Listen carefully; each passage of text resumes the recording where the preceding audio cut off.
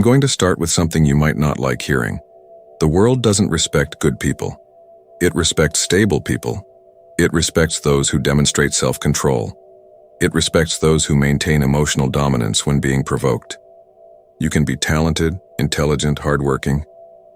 But if any public criticism throws you off, your reputation starts bleeding right there. And on the mental battlefield, whoever bleeds in public teaches where they can be wounded. There's a trap sold as virtue. Be authentic. Express everything you feel. But no one tells you the price of that. Emotional reaction is cheap currency. Whoever reacts too much becomes predictable. And whoever is predictable is easily manipulated. Emotional manipulation doesn't start with force. It starts with a test.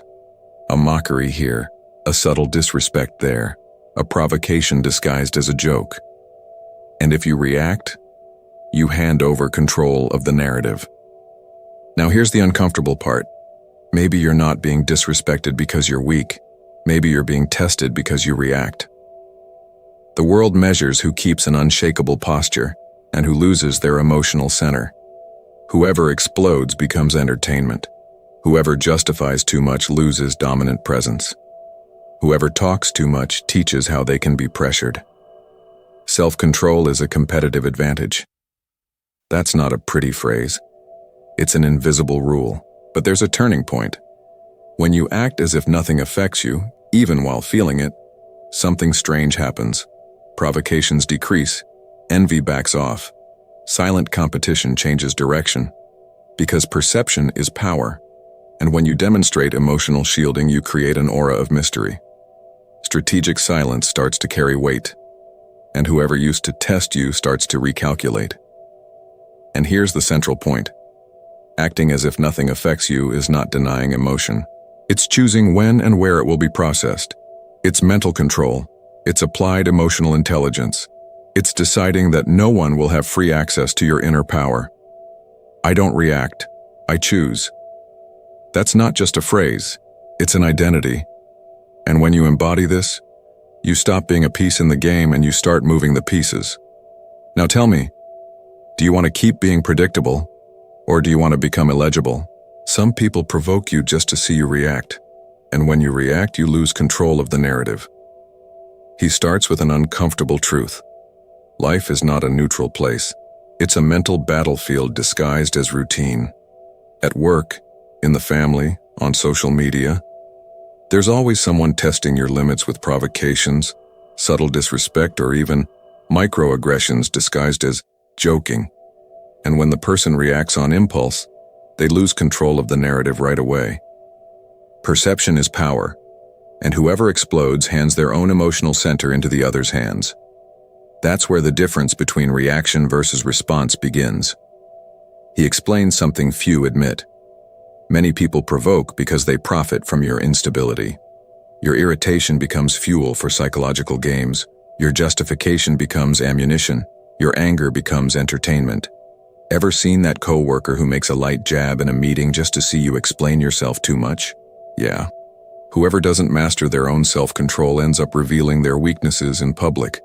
And as the anchor phrase says, if you bleed in public, the world learns where to bite.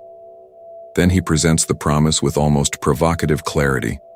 Acting as if nothing affects you is not empty strategic coldness, it's conscious emotional dominance. It's not about becoming a stone with no feelings, but about developing emotional shielding and an unshakable posture. The unshakable man or woman is not the one who doesn't feel, it's the one who chooses. I don't react, I choose. That mindset changes reputation, dominant presence, and even the kind of respect people start to show. And he leaves a thought hanging in the air. What if the problem was never what they said about you, but the way you responded? What if each reaction of yours was teaching the world how to treat you? Because before talking about techniques, a 3-second pause or conscious breathing, there's something deeper happening, and it has to do with the invisible game of emotion. He then widens the lens and brings a reference that few truly understand. Napoleon Hill didn't talk only about money, he talked about mental control. For Hill, the mind is a mental battlefield where whoever dominates their own emotional center wins. Whoever controls emotion controls the game. Just like that. And it's not cheap mysticism, it's applied behavioral strategy. The external world responds to your dominant thought, and that begins in inner silence. The idea here is not feeling.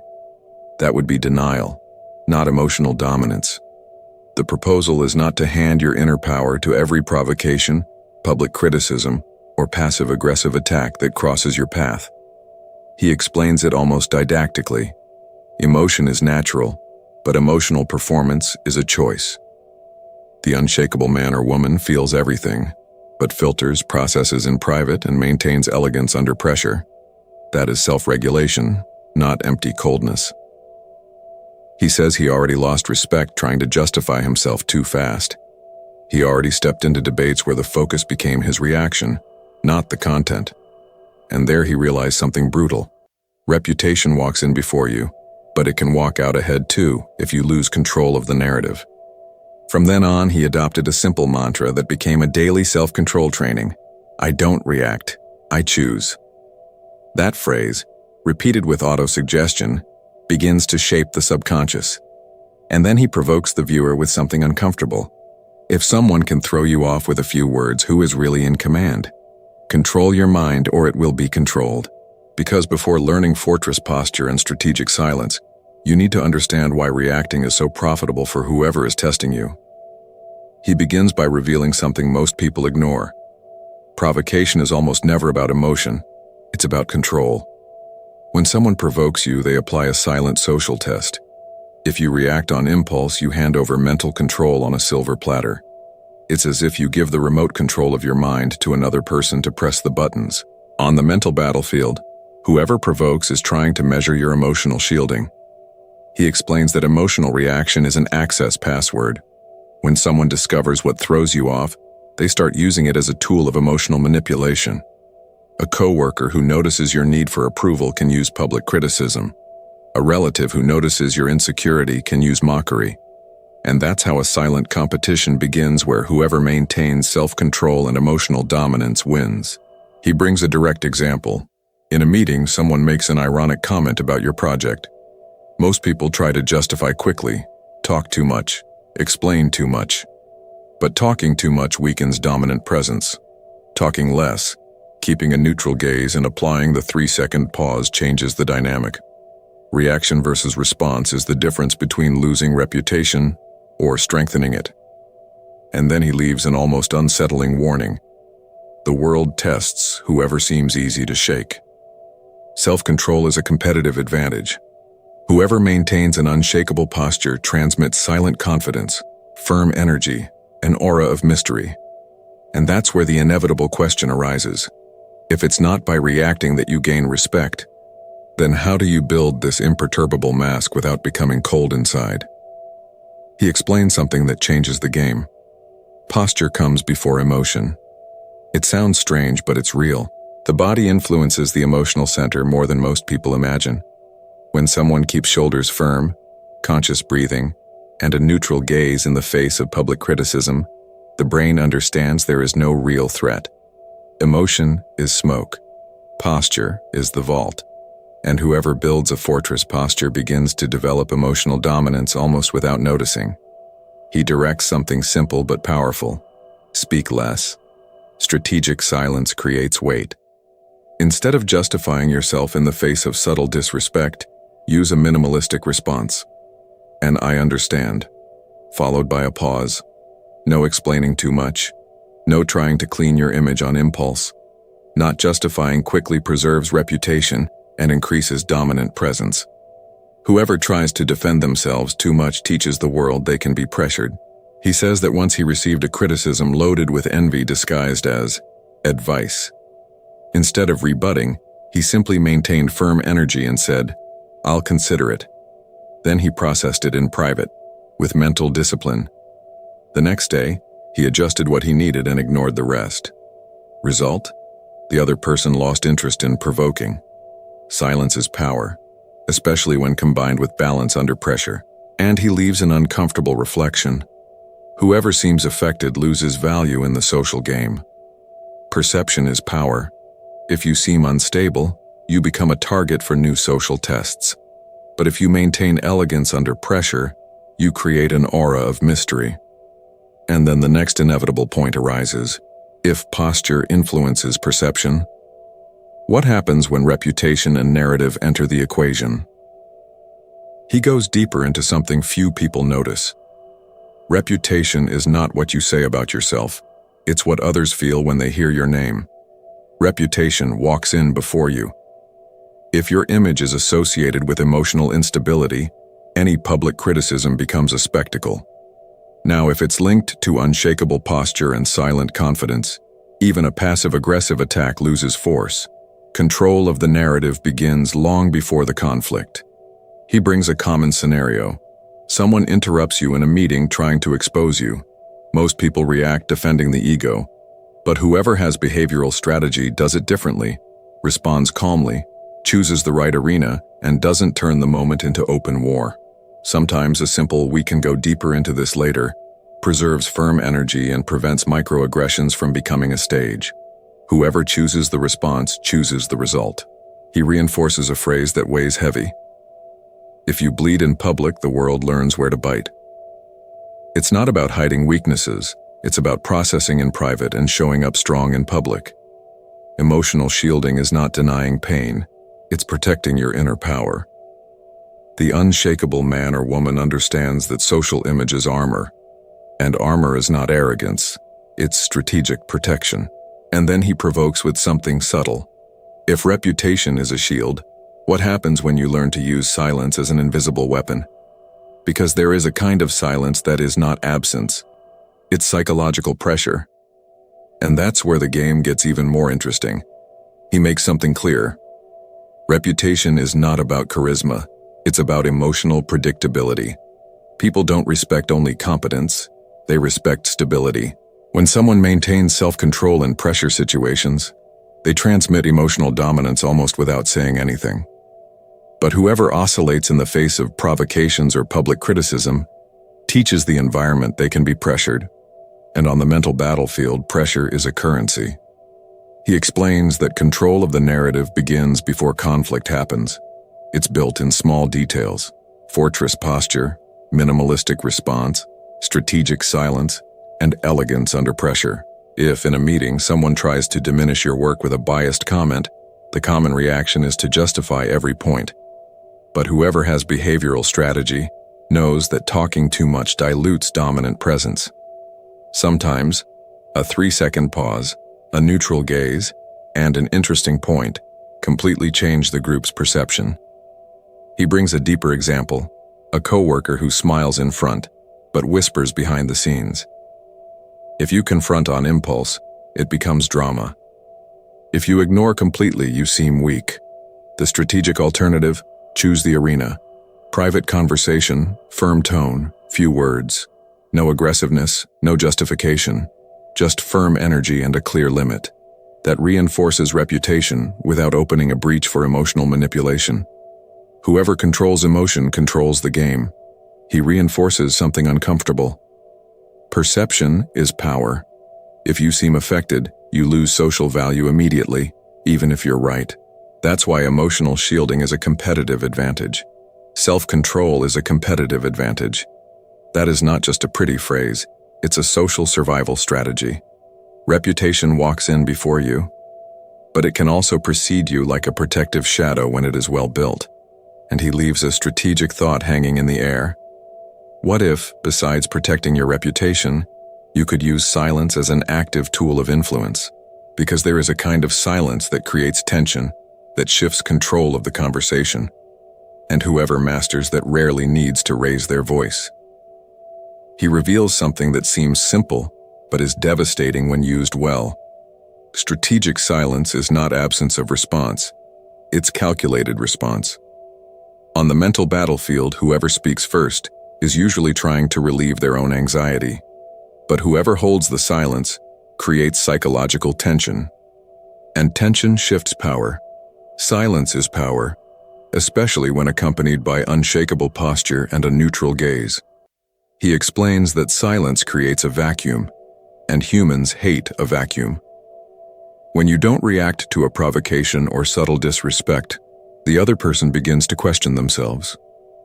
Did I cross the line? Did he notice something? That doubt weakens psychological games, but whoever reacts too quickly eliminates any mystery. An aura of mystery is built with silent observation and controlled speech. He brings a practical example. Someone makes a joke trying to diminish you in public. Instead of forced laughter or confronting aggressively, you keep firm energy, apply a 3-second pause and say only, "I understand." Then, silence. The discomfort returns to the one who provoked. Reaction versus response completely changes the dynamic. Not justifying keeps reputation intact and reinforces silent confidence. He reinforces something essential. Silence is not passivity, it is mental discipline. It is choosing not to hand over your emotional center for free. I don't react, I choose. That phrase becomes a daily self-control training, because when the world tests you with envy, mockery, or microaggressions, well-used silence becomes invisible armor. And that leads to an even deeper question: how to act as if nothing affects you without becoming cold inside. He begins by breaking a dangerous myth. Acting as if nothing affects you is not empty strategic coldness. It is conscious emotional dominance. There is a huge difference between repressing and regulating. Repressing creates internal tension. Self-regulation creates inner power. The unshakable man or woman does not ignore emotion. They only decide where and when it will be processed. That is intelligent emotional shielding. He explains something few teach. Feeling is human. Performing the wound is a choice. When someone suffers subtle disrespect and immediately shows irritation, they teach the environment where their vulnerability is. But when they maintain an unshakable posture and process in private, they strengthen reputation and control of the narrative. Nothing throws me off. Not as arrogance, but as a solid, emotional center. He shares a striking personal example. Once he was the target of an unfair public criticism. The immediate urge was to fire back. But he applied conscious breathing, strategic silence, and replied only what was necessary. Then, alone, he analyzed what was useful and discarded the rest. The next day he was firm, serene, dominant presence intact. That is balance under pressure, and that builds real respect, and he leaves a reflection that opens the next level. If self-control is daily practice, then how to transform this into a continuous method? Because mastering one situation is merit. But maintaining mental discipline every day, that is already a success mindset. And that's where constant mind training comes in. He makes it clear, no one is born with an unshakable posture. This is daily self-control training. Napoleon Hill spoke about controlling the subconscious dominant thought and autosuggestion as practical tools, not as pretty theory. You become what you repeat. If you repeat impulsive reactions, you become predictable. If you repeat emotional dominance, you become a master of your own mind. And a master of their own mind is not manipulated easily. He teaches a simple and powerful method. Every day, 5 minutes of strategic writing. What tried to throw me off today? Then, what would have been my ideal response? And finally, how will I act tomorrow? That is applied mental discipline. It is internal strategic planning. Self-control is a muscle. Either you train it or it betrays you in the decisive moment. He recommends something even deeper, conscious auto-suggestion, repeating anchor phrases like, "I don't react, I choose," or "control your mind or it will be controlled." It seems simple, but when repeated with practical faith, it begins to reprogram automatic patterns. A success mindset is not born by chance, it is born from persistence. Persistence in adjusting behavior until balance under pressure becomes identity.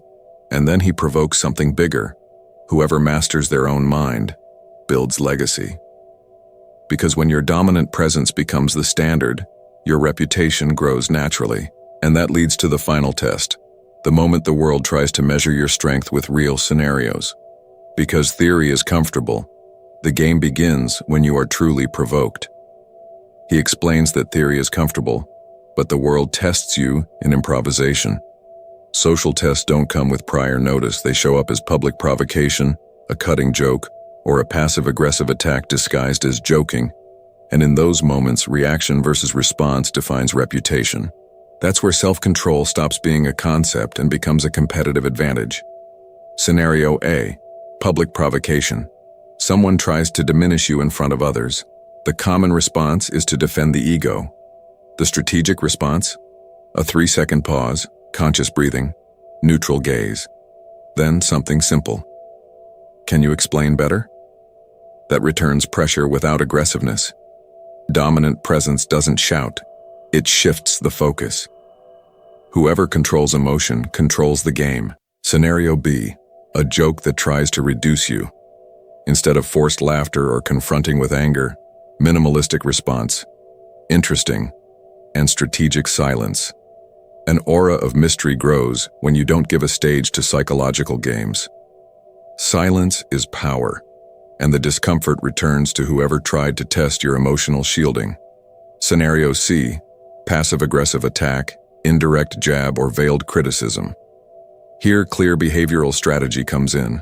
Private conversation, firm energy, few words. I prefer you speak directly to me. No long justification, no drama, just a limit. Fortress posture. Because the unshakable man or woman doesn't step into unnecessary war. They choose the arena. And he leaves something in the air that prepares the closing. The world always tests whoever starts to rise. Envy, silent competition, microaggressions. Everything increases when your reputation grows. The question is not if you will be tested. The question is whether you will be ready to keep your emotional center when the game tightens. He recaps with almost unsettling clarity. You don't win by becoming hard. You win by becoming illegible. The world tests whoever reacts, provokes whoever shows instability, and pressures whoever bleeds in public. But whoever maintains an unshakable posture builds silent respect. It's not about being cold. It's about having a solid, emotional center. Nothing throws me off stops being a phrase and becomes identity. He reinforces something that changes perspective. The world is not against you, but it is also not neutral. There is silent competition, disguised envy, and psychological games happening all the time. Whoever develops self-control, emotional dominance, and emotional shielding begins to notice patterns before they escalate. Silent observation becomes a social radar. Perception is power. He provokes strategically. If someone can take your mental control with a few words, who is in command of your life? Control your mind, or it will be controlled. Self-control is a competitive advantage. Whoever chooses the response chooses the result. And that applies to career, relationships, business, and building legacy. And he leaves a clear sense of transition. Acting as if nothing affects you is not a mask. It is strategic maturity. It is building inner power enough to not depend on others' approval. And before ending, he prepares something even stronger, a direct call for those who really want to live at this level. Now let me ask you a direct question. How many times have you lost energy reacting to what didn't deserve your reaction? How many times have you stepped into psychological games that shouldn't even have started? If you've made it this far, you've already realized that self-control is not coldness.